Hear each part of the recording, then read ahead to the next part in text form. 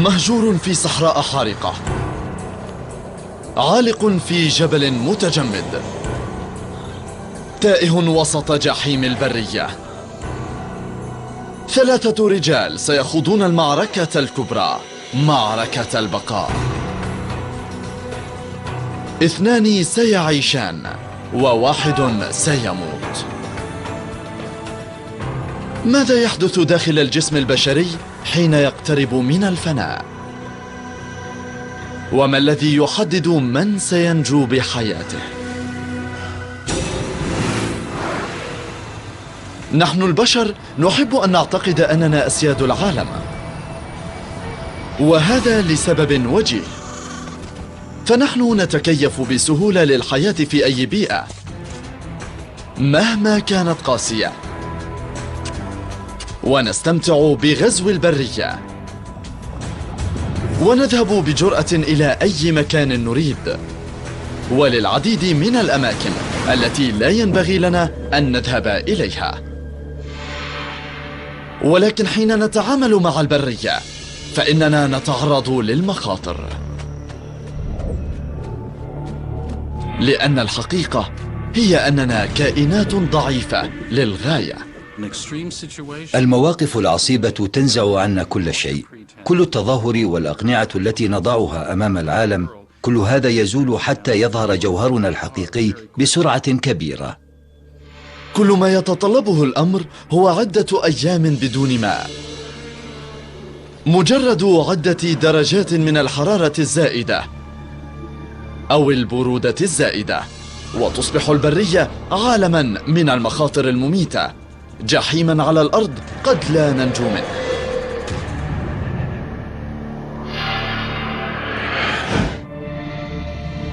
حدود أريزونا والمكسيك، صحراء سونورا بصيف عام 1905 كانت درجة الحرارة فوق 30، وهذا في الظل. قدوم البشر إلى هنا يعد مخاطرة، وهذا ما تجاهله هذا الرجل بابلو فالنسيا.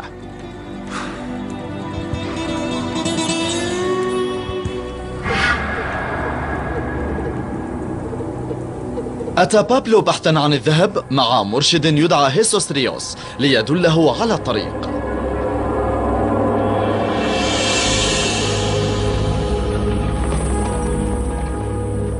لكن بعد يوم واحد فقط كانت لديهما مشكلة كبرى.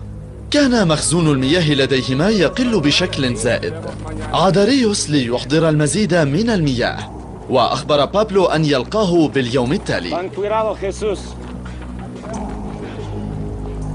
ولم يكن بابلو يعلم أن رحيله عن ريوس هو أسوأ قرار سيتخذه بحياته.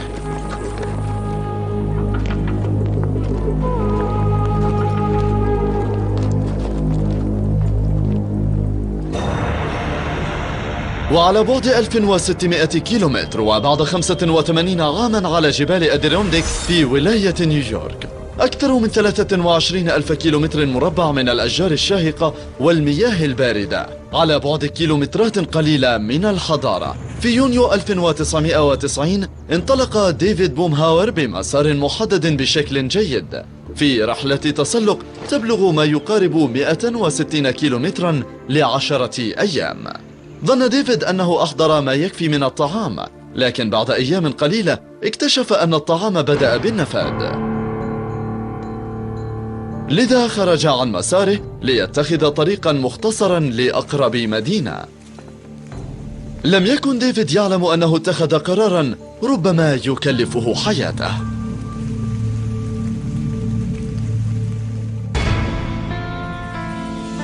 ربيع 2005 ينابيع ستيمبوت بكولورادو في قلب جبال روكي. إنها منطقة رائعة الجمال. الخطر هو آخر ما يجول بخاطر تشارلز هورتون،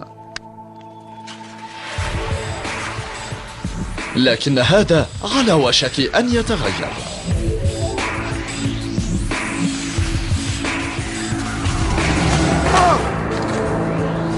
كسرت ساقه ولم يستطع النهوض. وهو وحيد على ارتفاع 3000 متر تقريبا بدون هاتف جوال، ودرجة الحرارة تنخفض بسرعة. فجأة أصبحت حياته مسؤوليته الشخصية، ولا يدري إن كان قادرا على إنقاذها. 3 من البشر على وشك أن يكتشفوا ما يحدث لأجسامهم عندما لا يحصلون على الغذاء أو الماء، وحين تنخفض أو ترتفع درجات حرارة أجسادهم أكثر من اللازم. لا يمكن لأحد أن يتخيل المحنة التي على وشك أن تحدث، لكن 2 منهم فقط سينجوان. صحراء سونورا هي أحد أكثر الأماكن جفافاً على الأرض. لا يأتي أحد إلى هنا للبحث عن الماء، لكن العديد من الناس يأتون إلى هنا للبحث عن الذهب، وبابلو فالنسيا قد عثر على بعض الذهب لتوه.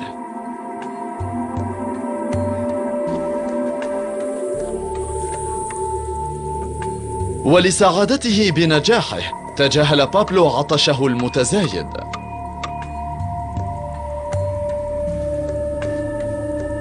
وما زال لا يدرك أن سماحه لمرشده بالذهاب للبحث عن الماء كان خطأ فادحا،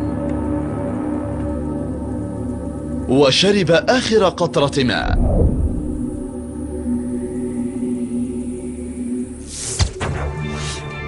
الماء يشكل ثلثي جسد بابلو. إن فقد الكثير من المياه فتريليونات الخلايا في جسده لن تتمكن من البقاء ولن يتدفق دمه، والماء الثمين يخرج منه مع كل نفس يأخذه وكل قطرة عرق تخرج من بشرته.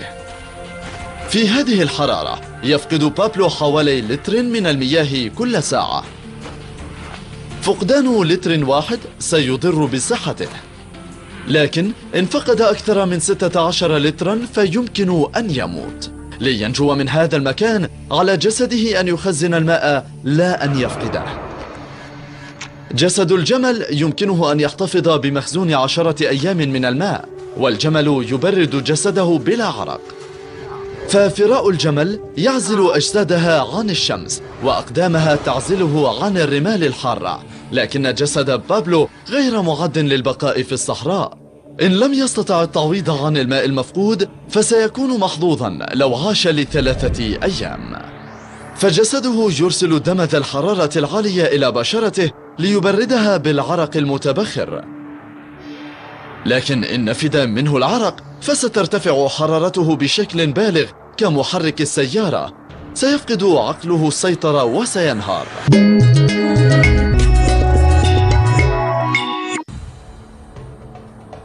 جسد بابلو يعاني طلبا للماء، لكنه لا يستطيع العثور على مرشده أو على طريق العودة.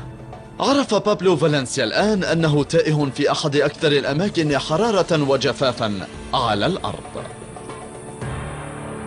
احتمالات عدم شربه للماء أبدا تتزايد بسرعة. في جبال أديرونديك في نيويورك يعرف المتنزه بالجبال ديفيد بومهاور أنه بمشكلة خطيرة، فقد خرج عن مساره ليتخذ طريقا مختصرا، لكن هذا الطريق المختصر اختفى الآن وليس معه بوصلة.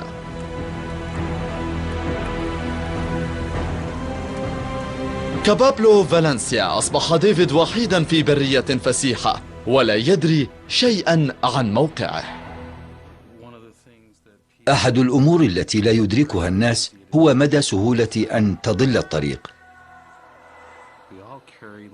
كلنا لدينا خرائط صغيرة لمحيطنا بعقولنا بمنطقة تدعى الحصين، وهذه الخرائط محدودة للغاية، فهي محدودة بمنزلك وشارعك.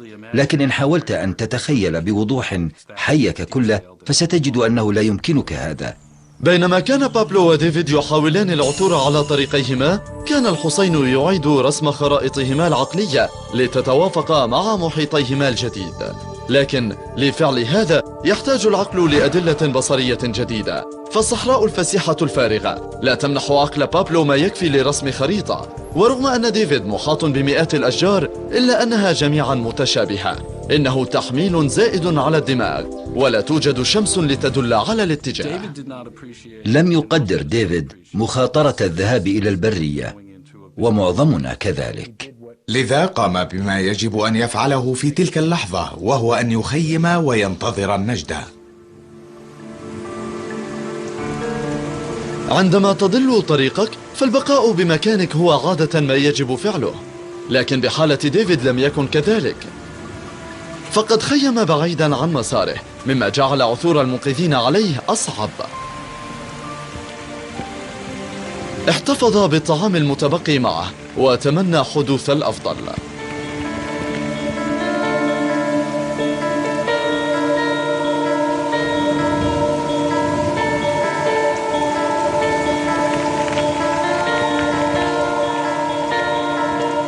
تمر الأيام.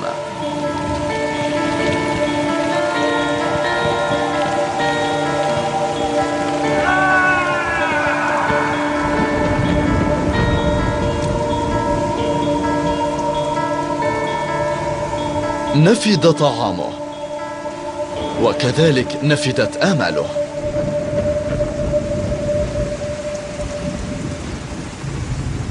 ثم فجأة بدا أن محنته ستنتهي. النجدة! النجدة!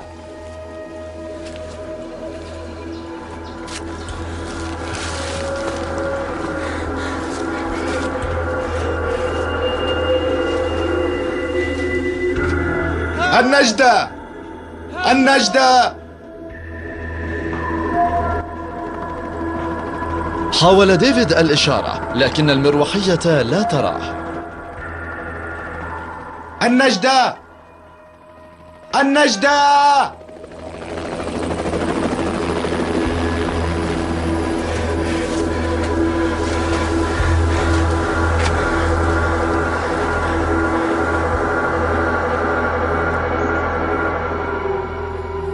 قرر ديفيد الانتقال لمكان يراه منه المنقذون.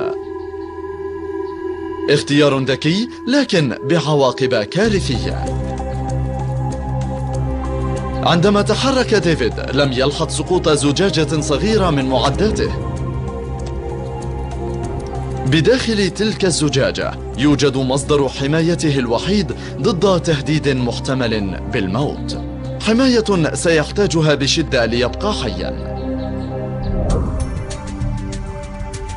في أعلى جبال روكي في كولورادو، المتزلج تشارل هورتون وحده على ارتفاع 3000 متر تقريبا، لكن لم يضل الطريق، فسيارته على بعد حوالي 5 كيلومترات فقط، لكن ساقه كسرت للتو، وبساق واحدة سليمة قدر تشارلز أنه يحتاج لشهر لجر جسده ل5 كيلومترات في الثلج.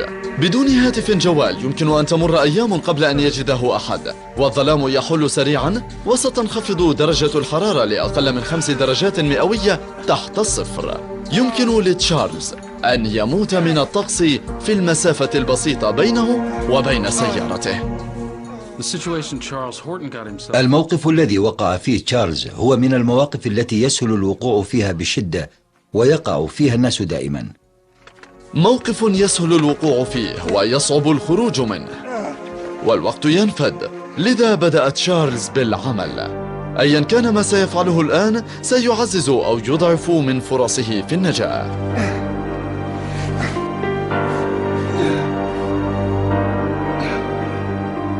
لمقاومة الألم المبرح ارتدى ملابسه كلها،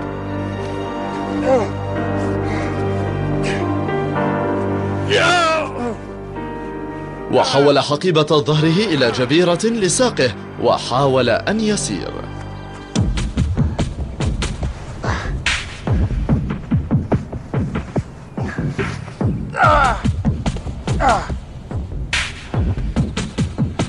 في البداية انزلق إلى أسفل على ظهره مستخدما زلاجتيه.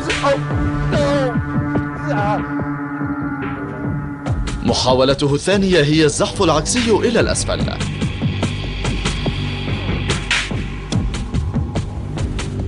إنه أمر مؤلم للغاية وبطيء. كان يتحرك حوالي 20 سنتيمترا في كل مرة، ويحرق سعرات ثمينة يحتاجها ليحافظ على دفئه. في النهاية استسلم وواجه حقيقة مخيفة. عليه أن يقضي الليل في العراء محاطا بالثلوج، بينما تقل درجة الحرارة عن 5 درجات مئوية تحت الصفر. جسده البشري غير معد لهذه الدرجة من البرودة. لينجو في الثلوج يحتاج إلى جسد مختلف كجسد الدب القطبي. يتكيف الدب القطبي مع البرد بفراء من شعر مجوف لحبس الحرارة، ولديه أيضا طبقة من الشحوم تحت الجلد، والدهون عازل رائع وتحمي الحرارة التي يولدها الجسد. لا يتمتع تشارلز بطبقة سميكة من الشحوم، بل بجلد رفيع فقط، ولديه دقائق فقط ليتكيف مع البيئة. الحرارة تسلب من جسده بسرعة كبيرة، ولم يأكل منذ فترة، ولم يتمكن من إنتاج ما يكفي من السعرات للحفاظ على دفء جسده، وفي هذه اللحظة كان جسده على وشك الانهيار. حين تزداد برودة جسده سيتدفق دمه بشكل أبطأ وربما لا يصل لأطرافه. إن ازدادت البرودة أكثر من اللازم فستتجمد السوائل بين خلاياه وستموت الأنسجة إثر قضمة الصقيع. تشارلز خبير في البرية، وقد تكيف سريعا مع بيئته الجديدة بقدر ما يمكن للبشر. من المهم للغاية أن تشعل نارا، وهذا ليس لتدفئة نفسك، رغم أن هذا أمر جيد حتما، لكن هناك أمر بشأن إشعال النار يضعك بحالة عقلية مختلفة. إن تهت بالبرية ليلا أشعل تلك النار وستشعر وكأنك بدارك.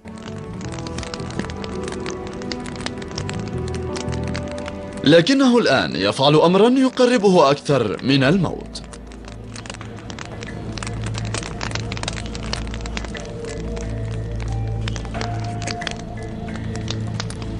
يشرب آخر قطرات من المياه لديه.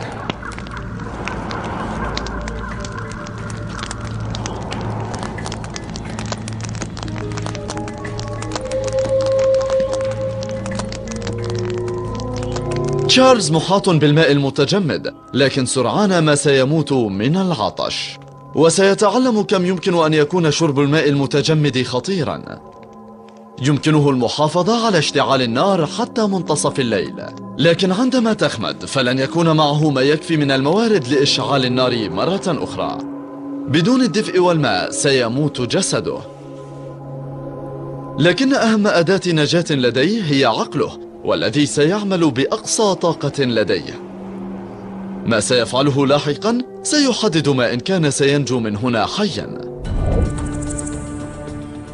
ب3 أماكن معزولة ومهلكة يكافح 3 رجال يائسين للنجاة.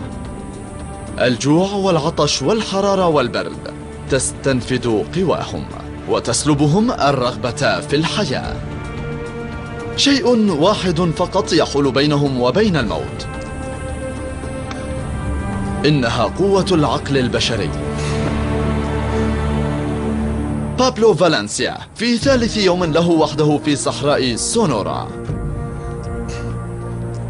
نفد منه الماء وتزداد درجة حرارة جسده وعقله، لكن الآن على بابلو أن يفكر بوضوح، فحياته تعتمد على هذا. 3 قطاعات بعقله ستلعب أدوارا محورية في فرص نجاته أو هلاكه. فلوزتا المخيخ ستجعلانه يقاوم أي خطر يواجهه قبل أن يفكر فيه حتى، ومنطقة القشرة الحديثة بالدماغ تتحكم بأفكاره. هنا يخطط لهروبه، لكن لبابلو فإن الجهاز الحوفي هو الأساس، فهو يتحكم بانفعالاته، وهو على وشك أن ينفعل بشدة. ما زال يبحث عن مرشده الذي وعده بالعودة بالماء العذب، لكن لا توجد أي إشارة له. حر قاس، عطش غامر، ورؤية الماء تتلاعب بعقله. إنه ضال في الصحراء ليومين الآن، ويعرف أنه يموت من العطش. الانفعالات الناتجة عن التوتر لعدم وجود ماء قد تؤدي لانهياره بسهولة، لكن مركز التعقل لديه في القشرة الحديثة يتسلم زمام الأمور. أدرك بابلو أن لديه مصدرا للمياه. إنه بوله. يمكنك أن تشرب بولك مما يقلل من عطشك، وهذا ينجح في المدى القصير. لكن إن استمر في شرب البول ستتزايد السموم بكليتيه، وقد يؤدي هذا لقتله. بحلول العصر أصبحت درجة الحرارة فوق 37 درجة مئوية، والحرارة التي لا يمكن تحملها تؤثر على رأس بابلو. هيسوس! في نوبة سعر يخلع ملابسه كلها.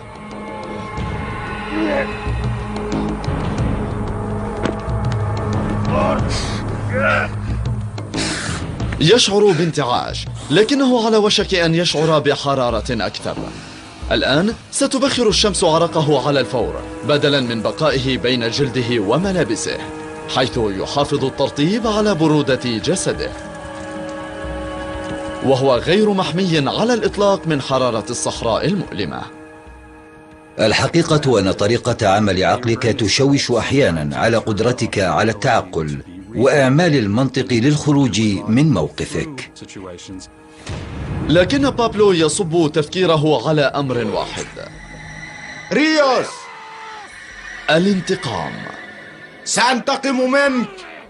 إنه مقتنع أن هيسوس ريوس تركه ليموت في الصحراء حتى يحظى بذهبه. ريوس! يريد بابلو قتل ريوس.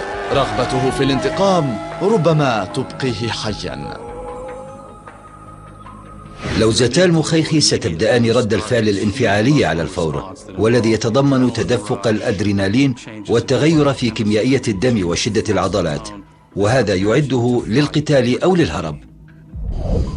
بابلو مقاتل وغضبه مشتعل وخارج عن السيطرة، ولكن إن كان ذكيا فيمكنه استغلال غضبه لمساعدته على النجاة.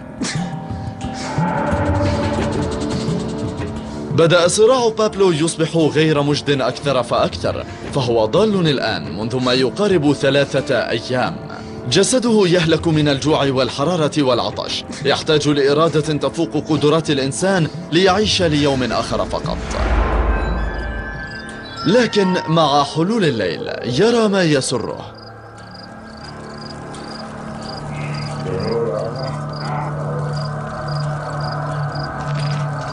أيمكن أن تكون محنته قد انتهت؟ لا يوجد معسكر على بعد كيلومترات، لكنه سراب بسبب عقل بابلو المجهد. صراعه للبقاء يوقف عمل منطقة القشرة الحديثة، لكن القشرة تحاول الاستمرار بالتفكير فتلقي بصورة من أعماقها. إنها هلوسة. إنها صورة من ذاكرته، وهو أمر يحتاج إليه بشدة. بدأ عقل بابلو بالضعف، لكنه يقاوم كي لا يستسلم للهلوسة أو للمشاعر الخطيرة كالشعور بالخوف.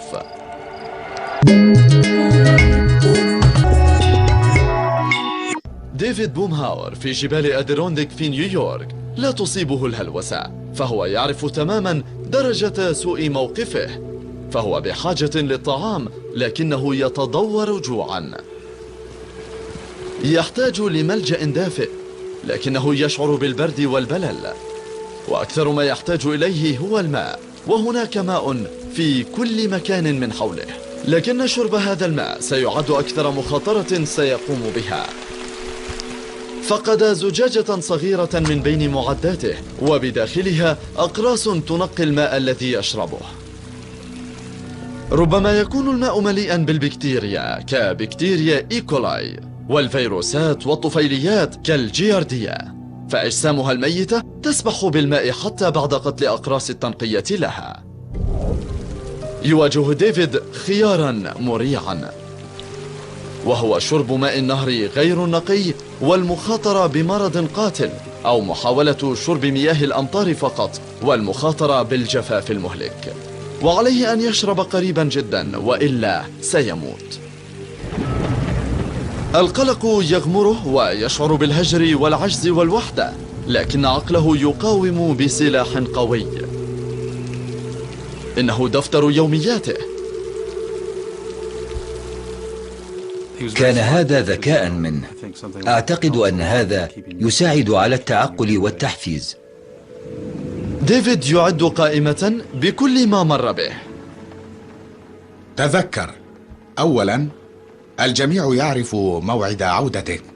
ثانياً أنت بالقرب من المسار الجانبي الوحيد، ومساحة البحث ليست واسعة جداً. ثالثاً أهم شيء أن تعيش حتى يجدوك. يحاول التفكير بإيجابية، لكن القلق الشديد بعقله يحرمه من مادة كيميائية يحتاجها للاستمرار بالمقاومة، السيروتونين. فهي تنظم الحالة المزاجية بالعقل، لكن القلق يرفع ضغط الدم ويسد تدفق السيروتونين.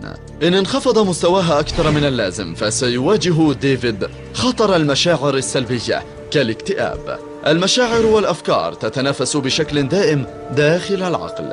القلق والاكتئاب يقاومان الأفكار الإيجابية، وفي الحالات القصوى كهذه يمكن حتى أن توجه جسده ليتوقف عن العمل ويموت.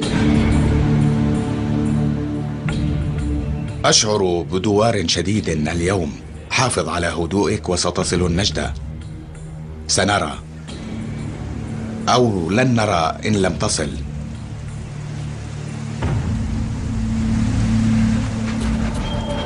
في كولورادو يقاتل تشارلز أيضا ليحافظ على تعقله، فهو يتجمد من البرد وساقه المكسورة تنبض بالألم، والآن حتى جلده يعمل ضده. وظيفة الجلد البشري هي التخلص من الحرارة وليس الحفاظ عليها، وإن كان مبتلا من العرق أو الثلج فسيفقد الحرارة بشكل أسرع. البلل والبرودة مزيجان سيئان، فالماء على الجسد سينقل الحرارة خارجه 30 مرة أسرع من الجلد الجاف. وإن كنت مبتلا فلا يلزم أن يكون الطقس باردا جدا لتنخفض درجة حرارة جسدك. تنخفض درجة حرارة جلد تشارلز أكثر وتقترب من البرودة المميتة. درجة حرارته الطبيعية هي 37 درجة مئوية. إن انخفضت 3 درجات فقط يبدأ جسده بالتوقف عن العمل، وإن انخفضت لما يقرب 29 درجة يتوقف جسده تماما ويموت. ملابسه تؤجل هلاكه، فهي تحجب طبقات العرق البارد عن جسده وتحجز الحرارة داخله لأطول مدة، وهذا سلاح مفيد. مع حلول الظلام يقاوم تشارلز ليبقى حيا. إنه يخشى الموت ويخشى أكثر من المجهول، ويحاول جاهدا ألا يفكر بالأمر. ذئاب القيود تتجول ليلا.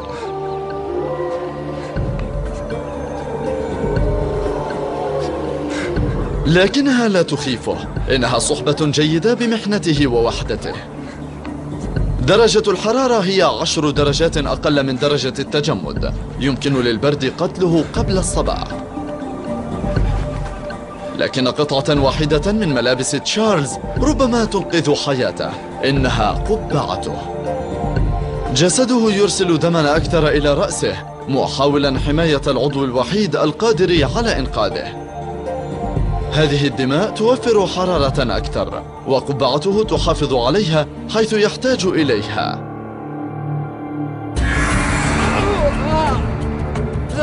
بقي تشارلز حيا خلال الليل، لكن ألما مبرحا أيقظه بعنف. عضلاته كلها تتقلص، وهذا طبيعي مع كسر كهذا، وكان يعيش في ألم طوال اليوم. كان يكافح للبقاء حيا بأقوى سلاح لديه، إنه التفكير الإيجابي. لكن ألما بهذه الشدة كان أسوأ من أن يتحمله. لكن حتى الآن استطاع تشارلز أن يفكر بشكل قويم. تشارلز هورتون حسب معلوماتي هو رجل يتمتع بموارد نفسية وعاطفية كبيرة. لم يكن طفلا، فقد خابر الحياة ولديه تجارب وهو ناضج، وهذا يساعد كثيرا. فهي لا تجعل المرأة يهرع ويفزع وما شابه. إنه يركز على هدف، وهو أن يصل إلى سيارته التي تبعد 5 كيلومترات فقط. يمكنه أن يتحرك 8 بوصات بالحركة الواحدة فقط، وسط ألم لا يحتمل، لكنه يستمر في التحرك. بطريقة ما يجد الناس تناغما أو نمطا متكررا أو شعارا، شيئا ما يكون تكراريا بشكل عام والذي يمكنهم فعله، ويدخلون بحالة تشبه الغشية بهذا الوقت، وهذا ما جعله ينجو لهذا اليوم.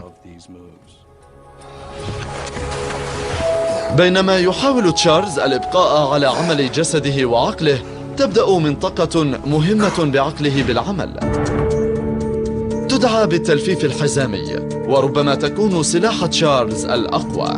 إنها تعمل كشمعة تشتعل عند وقوع أي تهديد، مرسلة إشارات للقشرة الدماغية، والتي تضع خطة لأين وكيف يهرب.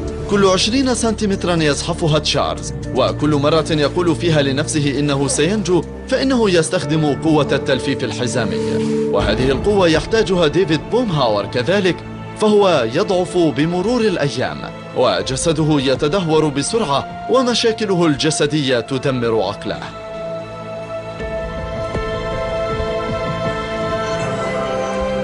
يوما بعد يوم يصر على السير للأمان، وبعد خطوات بسيطة انهار متألما، لكنه يحاول مجددا ومجددا. لم يستطع الحفاظ على أي قدر من القوة، ومع ذلك أصر على محاولة إنقاذ نفسه. ما زالت هناك فرصة لأن ينجو ديفيد، لكنها تزداد ضآلة كل يوم. أحد الأمور التي وضعت ديفيد بوضع سيء هو أنه كان يقع تحت أنواع مختلفة من الضغوط بنفس الوقت: الجوع والخوف والقلق، وكل ضغوطه النفسية التي كان يمر بها، والإحباط من وضعه، وعدم قدرته على رؤية الشمس أو العثور على طريق. وبينما تتزايد هذه الضغوط، أصبح من الصعب عليه أن يفكر بوضوح، ووصل لقرار عقلاني هو أن عليه الخروج من هنا قبل أن يضعف ولا يستطيع الحركة. لا يستطيع ديفيد اتخاذ قرار واضح، لكن شيئا مذهلا حدث لبابلو فالنسيا، فغضبه اللاشعوري تحول إلى ثورة مشتعلة، مشاعر بقيت معه. تلك الحالة العقلية تشبه الحالة العقلية التي يكون فيها المرء وهو يقاتل أو وهو يحدد سيطرته الاجتماعية، لذا فقدرته على التحرك وسط الصحراء كانت بشكل ما نتيجة لسلوكه، وهو سأصل لهذا الرجل وسأقتله. بفضل قوة العقل ما زال كل من الرجال الثلاثة على قيد الحياة. ما سيفعلونه بعد ذلك وما ستقودهم إليه عقولهم سيحدد ما إن كانوا سينجون أو يموتون. بابلو فالنسيا نجا خلال 6 أيام في صحراء سونورا. بالنسبة للإنسان فإن النجاة لهذه المدة بدون ماء هو أمر مستحيل تقريبا. منذ 6 أيام رحل مرشد بابلو عنه، شرب آخر قطرة ماء لديه، ثم شرب من بوله. لم تكن خطة سيئة نظرا للوضع السيء الذي كان به. شرب البول ساعده على إبقائه حيا، لكن السموم تزداد بكليتيه. إن استمر في شرب بوله فستقتله هذه السموم خلال أيام، لكن إن توقف فسيموت من العطش. منذ 4 أيام تخلص من كل ملابسه في ثورة سعار.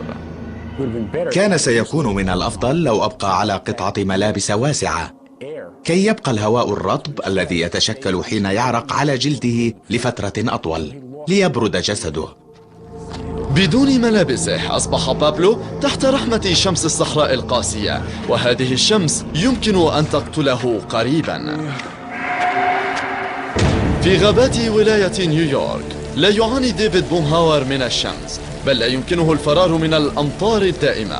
إنه الصيف لكنه مبلل ويشعر ببرد قاس، يتوق للطعام والماء النقي، وعقله بدأ يستسلم. بدأت أفكر أنني لن أنجو، فلا توجد طاقة مركزة بداخلي، والنجاة أمر يعود لي. إنه ضال لأسابيع في هذه اللحظة ولا يمكنه الخروج من خيمته، وفي كل مكان من حوله يرى نذر الموت. يبدو أنني خيمت جوار منزل لبومة. أنا أحب البوم، لكنني آمل أن ترحل لفترة. هنود الغونكوين يرون أن نعيق البوم هو نذير بالموت. أخرجوني من هنا. وبشكل لا يصدق ساءت الأمور. أصبح ديفيد أكثر ضعفا وهو يعلم السبب، فمنذ أيام فقد أقراص تنقية المياه وخطر مخاطرة مريعة وشرب من مياه النهر غير المعالجة، والتي يمكن أن تكون ملوثة بالطفيليات. ولعطشه الشديد شرب من مياه النهر، وذلك أملا أن تكون المياه التي ابتلعها نظيفة، لكنها لم تكن كذلك.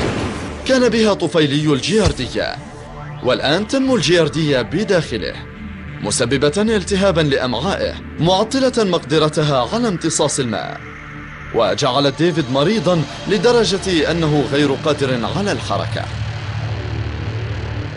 قام بعدة أمور كانت صحيحة في هذا الموقف، لكن كونه مريضا وجائعا ومتعبا وفاقدا للأمل أوقعه في موقف سيء جدا. الجوع والعطش والبرد يمكن أن تقتل ديفيد بومهاور قريبا، والآن يمكن لشرب الماء الملوث أن يقتله أيضا.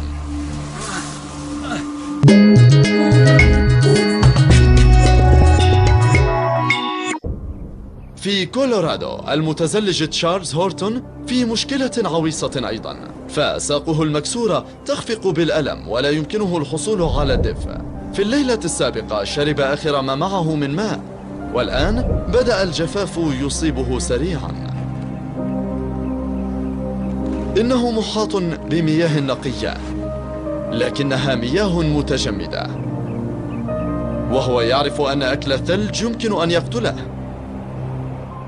إنه قرار صعب، لأن أي خبير بالبقاء يعرف أن أكل الثلج سيخفض درجة حرارة الجسد بشكل كبير ويوقف الأيض. لكن تشارلز يشعر بعطش بالغ ولا يستطيع التحكم بنفسه رغم كل المخاطر المهلكة.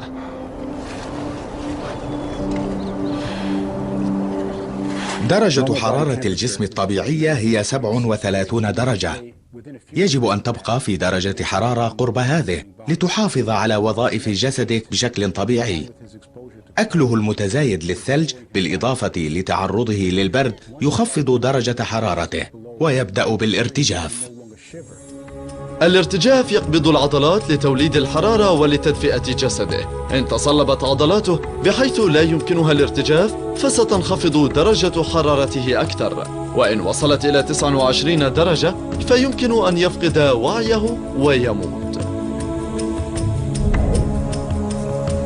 ما زال يرتجف، لكنه على وشك الوصول إلى أقل درجة حرارة يمكنه أن يتحملها.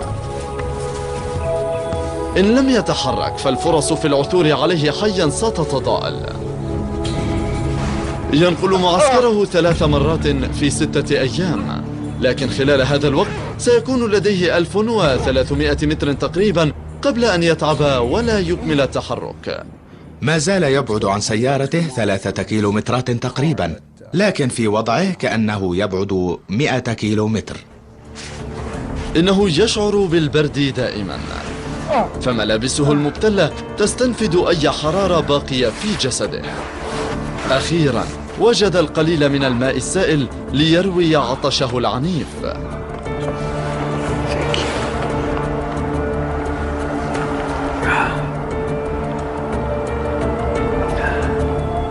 أشرقت الشمس ودفأت جسده وجففت ملابسه، وأعطته الأمل أيضا. لكن تشارلز على وشك أن يقضي أسوأ ليلة في حياته.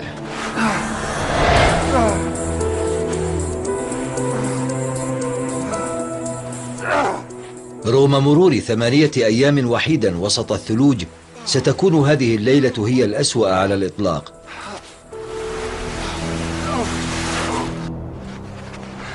ودرجة الحرارة تنخفض، والثلج يغير على ملجئه، ولا مكان ليختبئ فيه.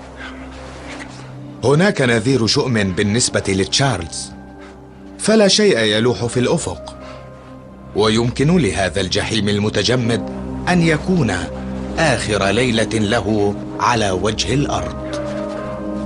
مكث بالعراء طويلا وأصيب بشكل سيء، ومثله مثل ديفيد بومهاور كان جسده يضعف تدريجيا. بدأ يودع أحباءه في عقله، وبدأ يعتذر لمن آذاهم في حياته. أنا آسف. كان يرتب علاقاته العاطفية بشكل ما، وبنفس الوقت يفكر بحياته ويقول: هل عشت ما يكفيني؟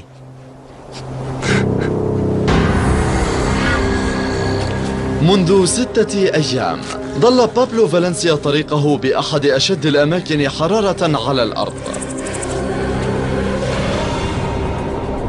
منذ 8 أيام وجد تشارلز هورتون نفسه عالقا في عالم من الجحيم المتجمد. وبشكل مدهش منذ 55 يوما ظل ديفيد بومهاور في الغابة.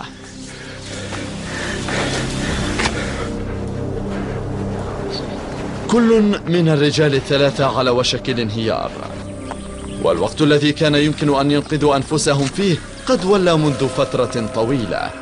الموت ما هو إلا مسألة وقت، لكن واحدا منهم فقط سيموت. بعد 8 أيام لا تحتمل في البرية إن كان تشارلز هورتون مستعدا للاستسلام. فعل كل ما بوسعه ليبقى حيا، معتقدا باستمرار أن أحدا سينجده. لكن بعد 8 أيام كان لا يزال وحيدا، وساقه المكسورة تهدد بهلاكه.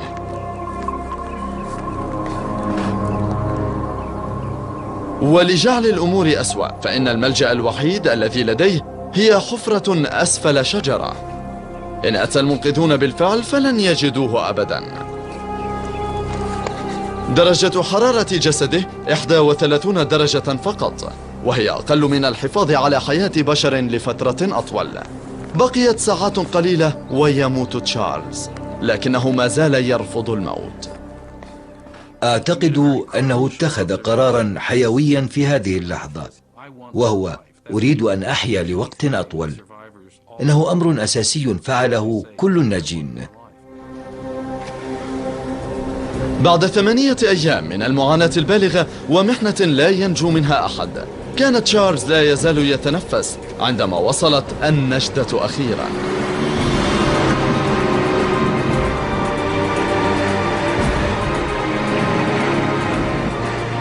لكن إن لم يروه فسيهلك.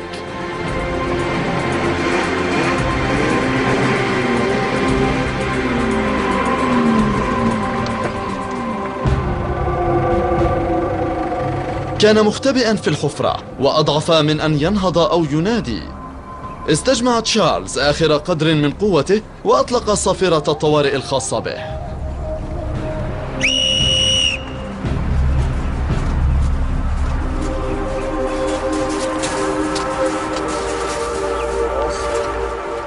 تشارلز. أجل، أنا تشارلز.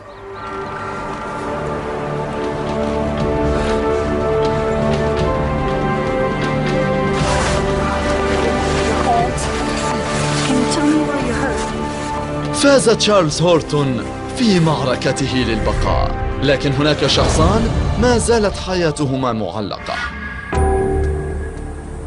بهذا الوقت أصبح بابلو فالنسيا شديد الجوع، حتى إنه كان ليأكل أي شيء يلقاه. أي شيء.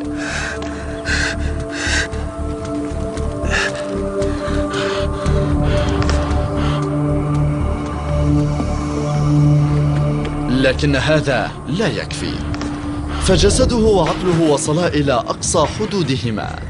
ازدادت درجة حرارة عقله ولم يعد ما لديه ليخرجه عرقا، ودمه الساخن ابتعد عن أعضائه الحيوية وأصبح عند سطح جلده وحوله للون الأحمر. عندما يصل المرء لهذه الحالة فقد اقترب من الموت كثيرا.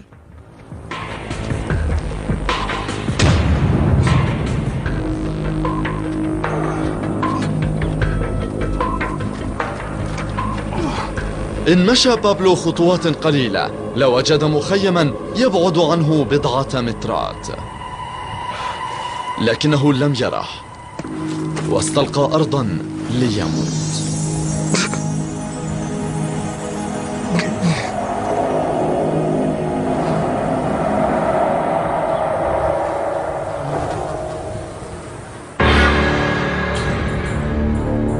عاش ديفيد بومهاور بشكل مذهل ل55 يوما وهو تائه في الغابة بدون طعام أو ماء نقي، والطفيليات تمزق أمعاءه، لكنه لا يمكنه البقاء لفترة أطول، ويكتب من جديد في دفتره ويحاول الهرب مرة أخرى.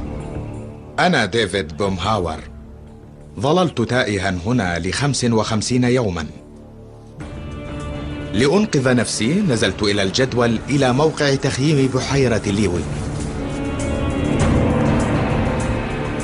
ملحوظة: لا أعتقد أنني سأبتعد كثيرا، فأنا مريض للغاية. أخذ ديفيد بومهاور آخر نفس لديه.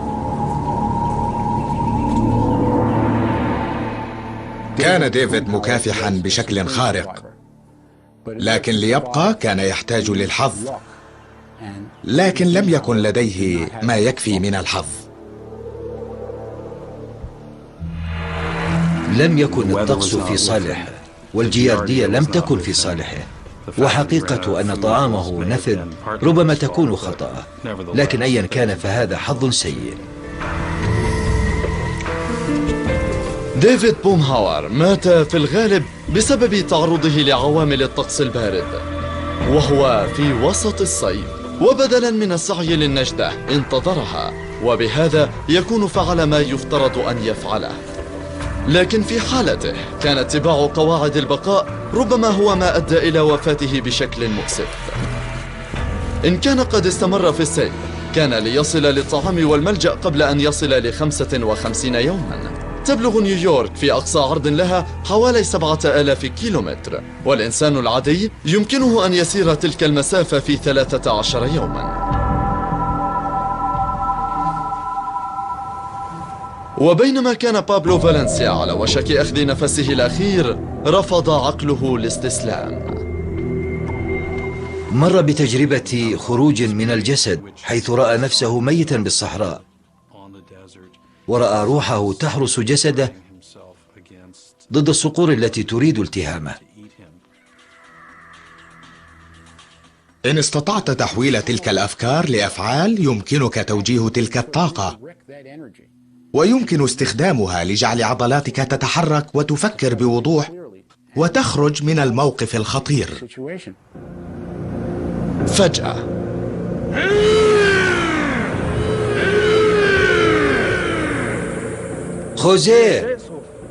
خوزيه المزادة! الصراخ الذي خرج من بابلو لم يكن بوعي منه، بل هي آخر محاولة حيوانية لينجو. في تلك اللحظة ربما كان عقله يعمل بمستويات ليست أعلى من عقل الزواحف، وربما كان رد فعل غريزيا للبقاء. بابلو،